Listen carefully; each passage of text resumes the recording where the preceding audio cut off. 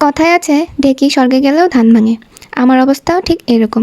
আমি যেখানে যাই কেক বানাতে হয়, সবার আবদার থাকে একটা কেক বানিয়ে খাওয়াও। এই কেকটা বানানোর সময়ও আমার ঠিক এই অবস্থাটাই হয়েছিল।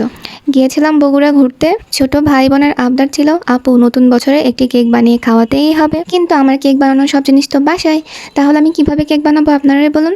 তো যাই হোক, কি আর করার, হাতের কাছে যা ছিল সেগুলো দিয়ে ফাঁকিবাজি একটা কেক বানিয়ে দিয়েছিলাম। তো যাই হোক, ছোট ভাই শখের বসে কয়েকটা কেকের জিনিসপত্র কিনে রেখেছিল, আর আমি যাওয়ার সময় চকলেট নিয়ে গেছিলাম। তো হাতের কাছে থেকে ক্রিমও কিনে ফেলেছিলাম, আর হাতের কাছে অল্প কিছু যা কিছু ছিল সেগুলো দিয়ে এই কেকটা বানিয়েছিলাম। আর এই কেকটা বানিয়েছিলাম নতুন বছরের শুরুতে। আমার এই ফাঁকিবাজি কেকটা আপনাদের কাছে কেমন লেগেছে অবশ্যই কিন্তু কমেন্ট করে জানাবেন। আর এই কেকটা আমি বানিয়েছিলাম গ্যাসে, আর প্রথমবারের মতো আমি গ্যাসে কেক বানিয়েছি। আর কেকটা এত পরিমাণে সফট হয়েছিল বলার মতো না। আপনারা হয়তো দেখেই বুঝে ফেলেছেন, যেহেতু এটা কোনো অর্ডারের কেক ছিল না, সেহেতু আমি আমার মতো করে ক্রাম কোটিং করে কেকটাকে একদম রেডি করে ফেলেছিলাম। এরপরে আমি ভেবেছিলাম সাইডে একটু ডিজাইন করে দেবো, কিন্তু কি আর করার, হয় নাই।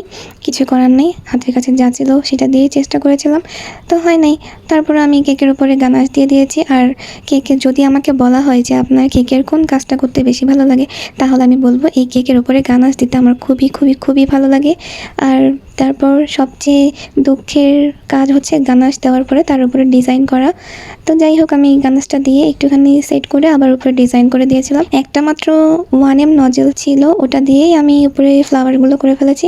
তারপর ছোট ভাইয়ের খাতার পেজটা ছিঁড়ে এখানেই অল্প একটু ক্রিম নিয়ে আমি, কত বুদ্ধি আমার মাথায় দেখেছেন।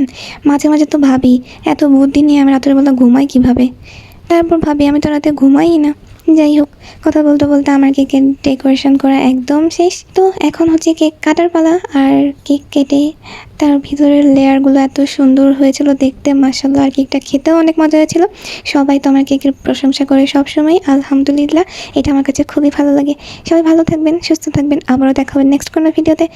আল্লাহ হাফিজ।